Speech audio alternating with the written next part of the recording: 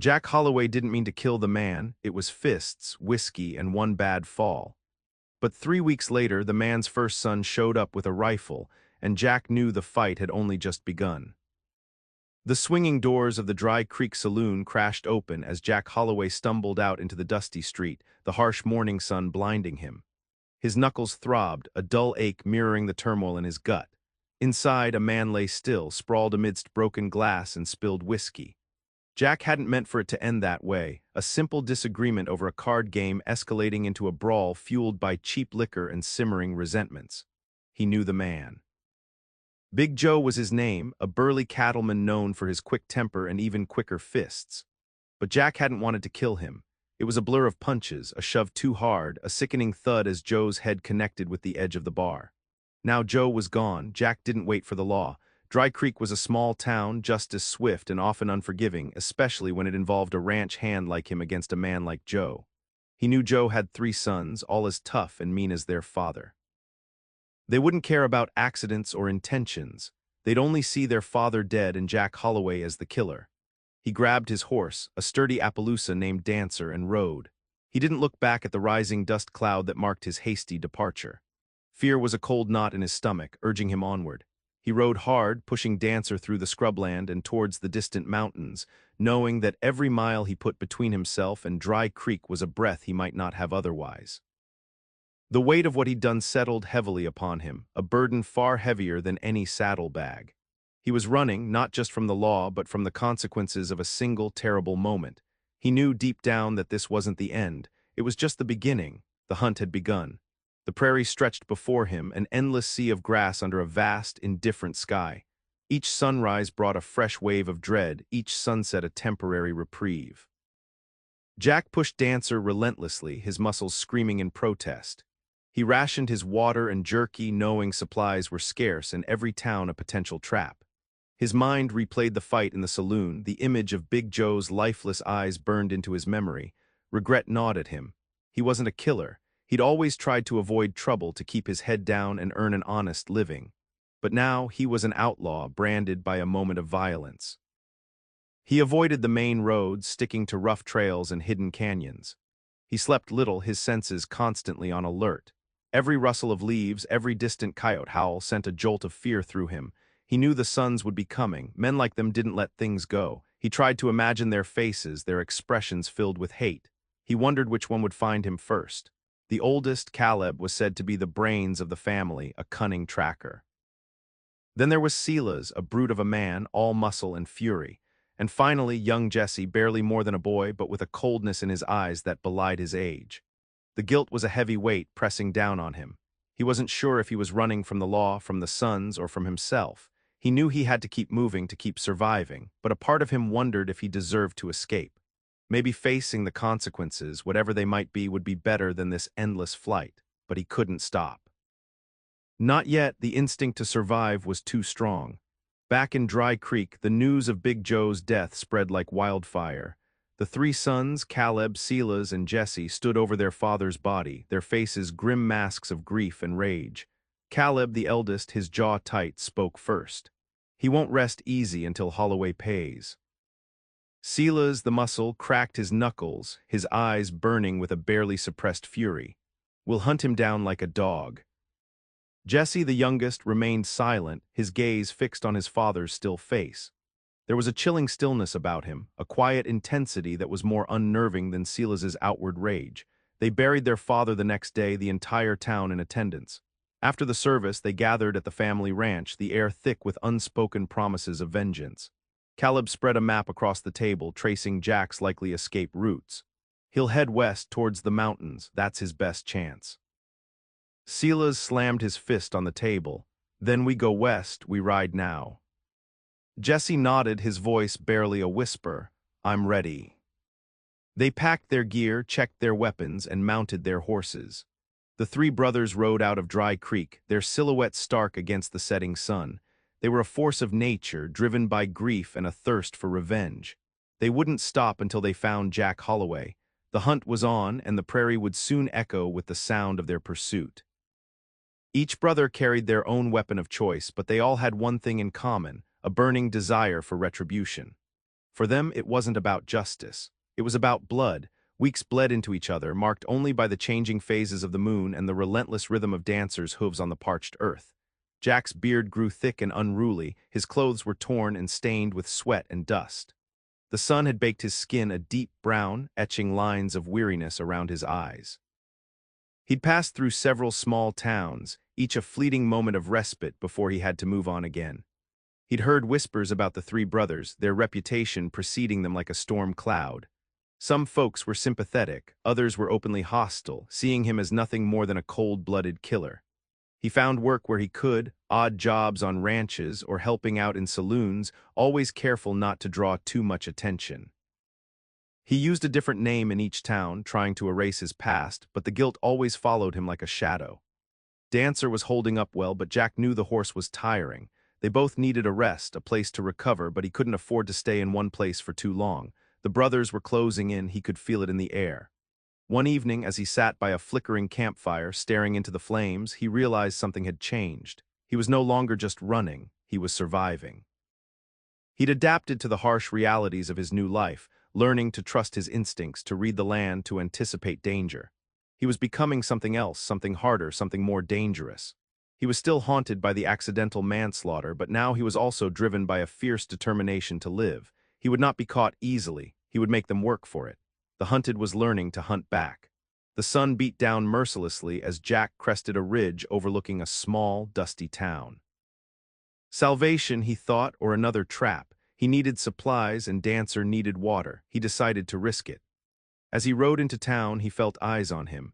He kept his hand close to his revolver, his senses on high alert. He watered Dancer at the trough, bought some jerky and beans from the general store and tried to blend in, but he knew he stood out. Just as he was about to leave, a voice called out, "Holloway." Jack froze. Standing in the doorway of the saloon was a tall, lean man with a rifle slung over his shoulder. It was Caleb, the oldest son. Jack didn't hesitate. He spurred Dancer forward, kicking up a cloud of dust. Caleb raised his rifle, firing a shot that whizzed past Jack's ear. The chase was on. Jack urged Dancer into a gallop, weaving through the narrow streets of the town. Caleb followed close behind, firing shots that chipped wood off buildings and sent townsfolk scattering. They raced out of town and into the open prairie, Dancer straining to maintain his lead. Jack knew he couldn't outrun Caleb forever. He had to make a stand. He pulled Dancer to a halt behind a cluster of rocks, dismounted and took cover. Caleb rode closer, his face a mask of fury. "It's over, Holloway," Caleb yelled. "There's nowhere left to run." Jack took a deep breath, his heart pounding in his chest. "It's never over," he replied, drawing his revolver. "Not until one of us is dead." The rocks offered meager cover, the desert sun baking them both as the tension stretched tighter than a drum's skin. Caleb dismounted, his rifle trained on Jack. "You should have stayed in Dry Creek, Holloway, faced your punishment." "Punishment for an accident," Jack spat, his voice hoarse. "Your pa started that fight." "He's dead because of you," Caleb roared, his face contorted with grief and rage. The first shot rang out, kicking up dust near Jack's feet. He returned fire, the bullet narrowly missing Caleb's head. The gunfight had begun. They traded shots, the echoes reverberating across the barren landscape. Jack was a good shot, but Caleb was better. He felt a searing pain in his shoulder as a bullet grazed him. He gritted his teeth, ignoring the blood that soaked his shirt. He had to end this quickly. He took a deep breath, focused, and aimed carefully. He squeezed the trigger. Caleb staggered, clutching his chest. He crumpled to the ground, his rifle falling from his grasp. Jack slowly approached, his revolver still trained on Caleb. The fight had drained him, leaving him weak and shaky. Caleb looked up at him, his eyes filled with hate. "You won't get away with this." He gasped. Jack hesitated. He could finish it now, end the threat, but something stopped him. He lowered his gun. "This doesn't solve anything," he said, his voice barely a whisper. He turned and walked back to Dancer, his shoulder throbbing. He mounted the horse, his body aching with exhaustion and pain. He looked back at Caleb's still form, a wave of sadness washing over him. He had survived, but at what cost? He was now even more of a hunted man, and he was wounded. He knew Silas and Jesse wouldn't be far behind. The killing wasn't over, it had only just begun. CK rode for hours, the pain in his shoulder a constant reminder of the fight. He bandaged the wound as best he could, but he knew it needed proper care. The image of Caleb lying lifeless on the ground haunted him. He hadn't wanted to kill him, but he'd had no choice. He stopped at a small stream, letting Dancer drink his fill. As he knelt by the water, washing the blood from his face, he began to reflect on everything that had happened. It had all started with a stupid argument, a moment of anger that had spiraled out of control. Now 2 men were dead, and he was running for his life. He saw the cycle of violence for what it was, a never-ending chain of pain and revenge. Big Joe had been quick to anger, and now his sons were following the same path, seeking retribution for his death. Where would it end? Would it ever end? He realized that running was futile. He couldn't outrun his past, and he couldn't outrun the sons. They would keep coming until he was dead or they were. He had to find a way to break the cycle, to stop the killing. But how? He was just one man against 2 determined brothers. He was tired, wounded, and running out of options. But he couldn't give up. He had to find a way to end this, not just for himself, but for everyone involved. He decided he would find a place to make his stand and wait for them. Let them come to him, and then he would end this once and for all. He would not run anymore. CK found a small, abandoned shack nestled in a shallow canyon. It offered some protection from the elements and a place to rest. He knew it wouldn't be long before Silas and Jesse caught up to him. He cleaned his gun, sharpened his knife, and waited. He didn't have to wait long. Silas attacked at dawn, bursting through the shack door like a raging bull. He was a massive man, his face contorted with fury, his hands as big as dinner plates. He didn't bother with words, just lunged at Jack, swinging a heavy club. Jack barely dodged the blow, the club whistling past his head. He scrambled back, grabbing his knife. This wasn't a gunfight, this was a brawl. Silas was relentless, his attacks brutal and unforgiving. Jack was smaller and quicker, but Silas's sheer strength was overwhelming. He took a blow to the ribs that sent him sprawling. He rolled to his feet, dodging another swing. He managed to slash Silas's arm with his knife, drawing a roar of pain, but Silas didn't stop. He grabbed Jack, lifting him off the ground and slamming him against the wall. Jack gasped for air, his vision blurring. He knew he was losing. He had to do something, anything. He kicked out, catching Silas in the knee. Silas stumbled, loosening his grip. Jack broke free and lunged forward, driving his knife deep into Silas's gut. Silas roared again, a sound of pain and disbelief. He staggered back, clutching his stomach. He looked at Jack, his eyes filled with hate, then collapsed to the ground.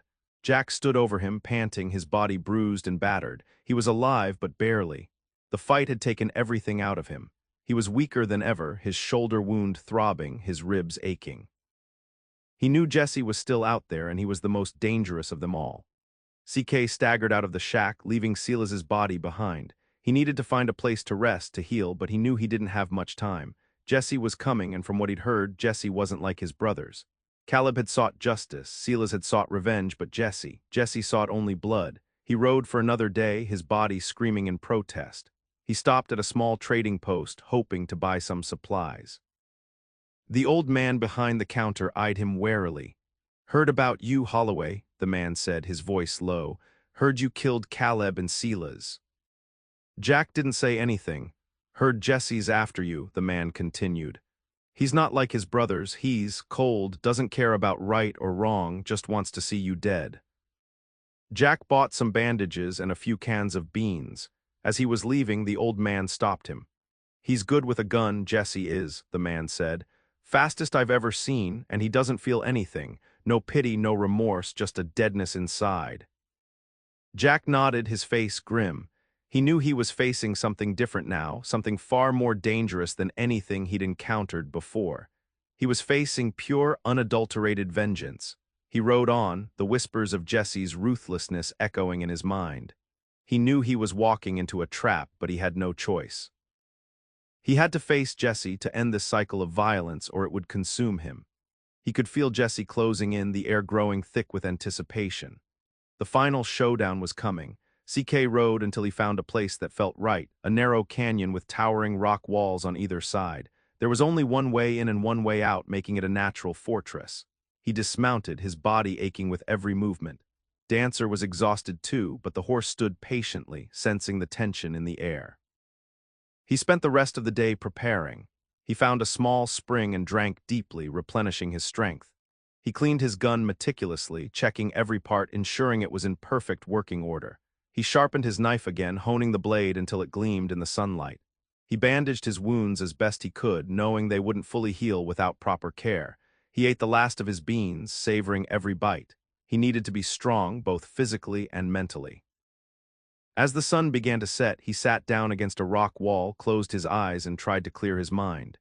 He thought about Big Joe, about Caleb, about Silas. He didn't hate them. He understood their anger, their grief. But he couldn't let it consume him. He thought about Jesse, about the coldness in his heart. He knew this wouldn't be a fair fight. Jesse wouldn't hesitate, wouldn't show mercy. He would come for him with the sole intention of killing him. Jack took a deep breath, steeling himself. He was ready. He had nothing left to lose. He would face Jesse, and he would do everything in his power to survive. But more than that, he would try to break the cycle of violence, to stop the bloodshed, even if it meant sacrificing himself.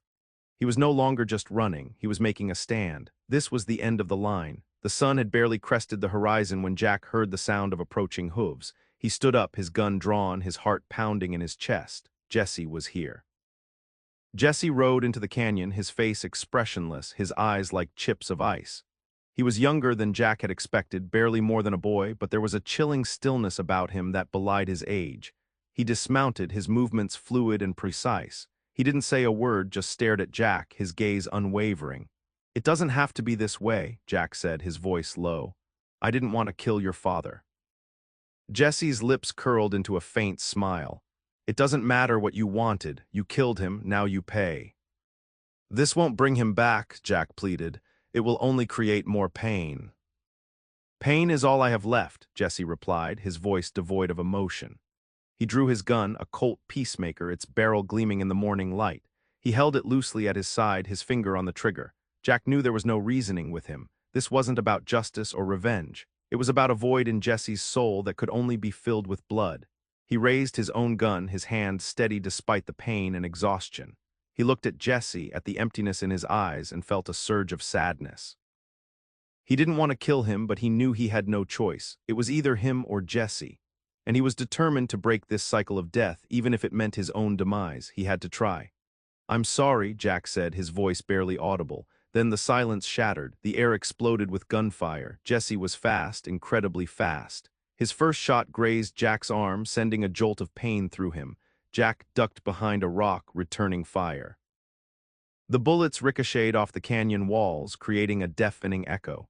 Jesse moved like a ghost, flitting from rock to rock, making himself a difficult target. Jack knew he couldn't win a straight-up gunfight. Jesse was too skilled, too ruthless. He had to use his wits, his knowledge of the terrain.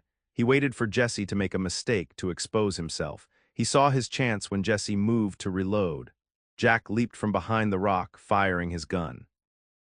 The bullet struck Jesse in the shoulder, sending him stumbling, but Jesse didn't fall. He dropped his empty gun and drew his knife, a long, Bowie knife that gleamed menacingly.